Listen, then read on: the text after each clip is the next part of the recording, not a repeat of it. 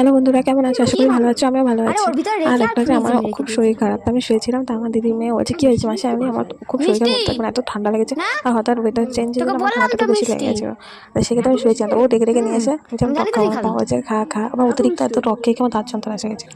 সেক্ষেত্রে আমি এখনও আমার শরীরটা এত, তাই সে ও আমাকে আর এত বেলমাকে বলছে পুরো মিষ্টি দিচ্ছে, আমি টক দেখো খাবো না।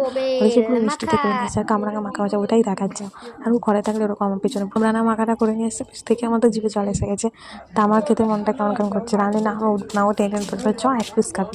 তাই আমি ঠিক আছে চম্পা, মানে শরীরটা খুবই খারাপ আমার, আর রোদ্দুরের দিকে বসে তাকাতেই পারছে না। ওদিকে ভিডিও করে বুঝলি দিয়ে তাহলে খাই, আর ও বেলমাকে খাচ্ছে না। দেখ তুই বেল দিতে আমাকে একটু কামরাঙা মাখা, ও খাচ্ছে মানে এত ঝাল দিয়েছে, আমার ভালো লাগছে, চর্মকে তো ভালো লাগবে। তা ওকে বলতে ও তখন বলছে ঠিক আছে। তারপরে ও আমাকে দিতে আমি তো খাচ্ছিলাম, তো আমার বেশ ভালো লাগছে। আমি তো টক খেতে এমনি খুব ভালোবাসি।